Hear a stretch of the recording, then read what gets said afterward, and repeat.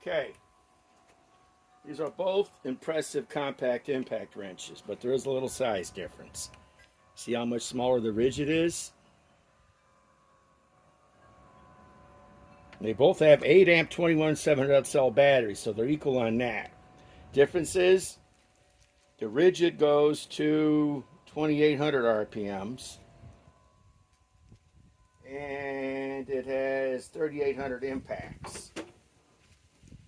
This, the RYOBI, has 3800 impacts, and wait a minute, it has 2800 impacts and 3800 impacts.